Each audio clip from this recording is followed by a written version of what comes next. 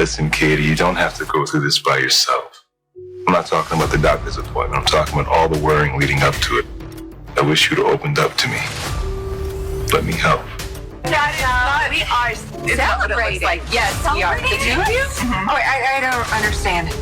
Wait, weren't you guys with Dad? What happened? Did he make his choice? He didn't choose. We did.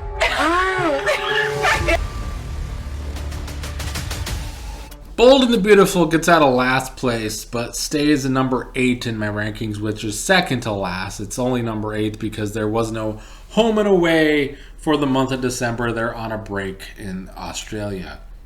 But this recap of Bold and the Beautiful in December is going to be very frustrating because originally I thought I could actually put Bold and the Beautiful a little bit higher than this. But by Christmas that was already ruined. But you see, Bold and the Beautiful did actually finally, somehow, some way in the writing, seem to do something logical. Something this show never does.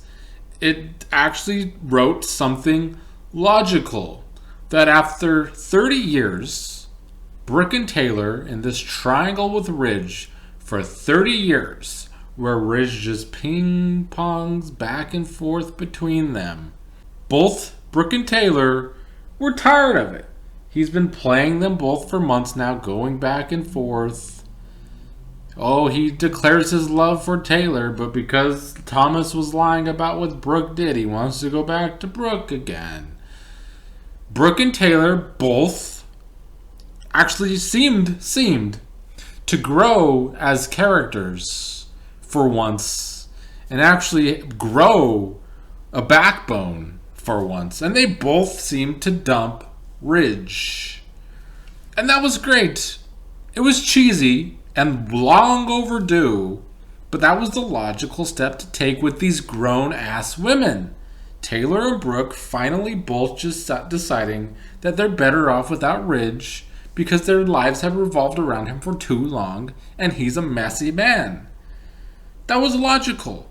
And then they celebrated together and it was really cheesy that they're, trying to put themselves first. That's what Brooke was going to do. Put herself first. I can't tell you how much this seemed to actually be great. That Bradley Bell actually had the right idea to actually not only grow Brooke and Taylor as characters, but finally give us some logical writing with the way he writes his stories.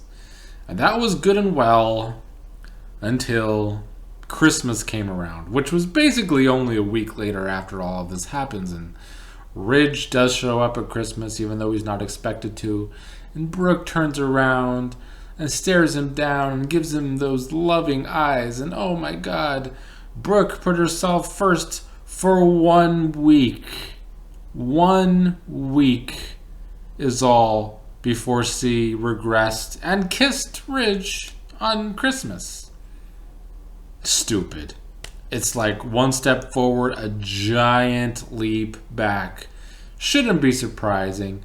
It's Bradley Bell's writing, and I feel like he only did this because there was some hoopla around it and some pushback about the way the triangle was going and how sick everybody was of it. But you see, the problem is that Bradley Bell is lazy. He's a lazy, bad writer. And he's able to be lazy because of nepotism, because he is the head writer of the show, because his father created it. So he's able to get away with it because of nepotism. But yeah, it's just lazy writing over and over. Bradley Bell can't do anything other than the same stuff over and over because it's easy and lazy. Triangles over and over and over. The same repetitive scenes over and over and over. It's laziness. Bradley Bell is he's a bad writer. Like, let's not get us wrong. I've said this before. He writes like a middle schooler. So he's not a good writer. I don't know what happened. There was a time when he could write decent, good mess soap opera. But now he just writes bad mess soap opera over and over and over. But the big part of that is because he is lazy, and he gets away with being lazy as a writer. And so I feel like he wrote Brooke and Taylor that way to try and appease the fans, to say, hey, look, the women are standing up for themselves for 1 week. And then Brooke regressed a week later, and it's only so he could do more of the same. He doesn't know how to really write any other way anymore because he's been lazy for almost 2 decades. A lazy writer for almost 2 decades. So Brooke regressed in a week and ruined the whole thing. Like, it actually seemed like they took a step forward with the writing and the characters, only to take a giant leap back with Brooke a week later. Hate it. Hate it. I would have put Bold and the Beautiful a little higher in my rankings because of the actual logical writing for Brooke and Taylor, but they ruined it a week later, and here we are. Another part of that story was Thomas, of course. Thomas still trying to deny what he did to Brooke. Steffi is mad at Thomas. Thomas is taking no real responsibility. I didn't watch the episode after. I only watched up to Christmas when I'm recording this, the day after Christmas.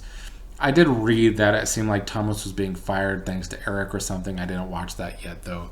But whatever. Eric's a terrible grandfather. Eric's another terrible character because the characters on the show can only be written as one note and they never actually grow as characters, and that's where we are with Eric too, apparently. And it's kind of where the same thing with Thomas. Thomas never seems to really grow for long. He always regresses. Another bad thing with Bradley's writing is just these characters never feel fleshed out. They never feel like real people.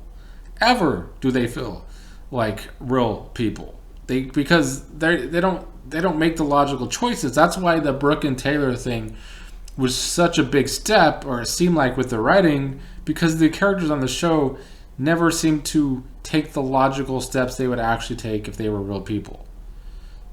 Instead, they're always just shoved into plot-driven stories, and really bad plot-driven stories more often than not. And that's just where we are. That's like, the example is Carter and Katie. We had the big story for Carter playing Paris and having the affair with Quinn, and now we're supposed to really believe Carter and Katie are going to be a good couple because that's what Carter wants this time. But then at Christmas, Paris and Zende are there with Carter, and it's not even that awkward, even though Paris left Zende for Carter. It's a mess. These characters don't actually have their own drive. They're just puzzle pieces to bad plot-driven writing constantly because of Bradley Bowell's bad writing and his laziness. And then Bill's breaking down. We're supposed to feel sorry for Bill, or he's just a psycho now because they decided to not put Bill and Lee together because that was a logical step. That was a possible logical step between Bill and Lee.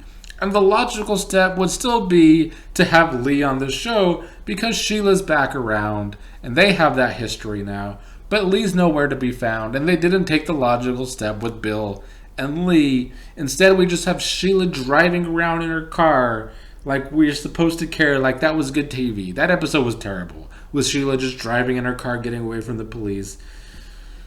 I'm over it. I think the writing has finally gotten to me on Bold and the Beautiful. It's in 8th place. Should be 9th place, but there's no home and away this month.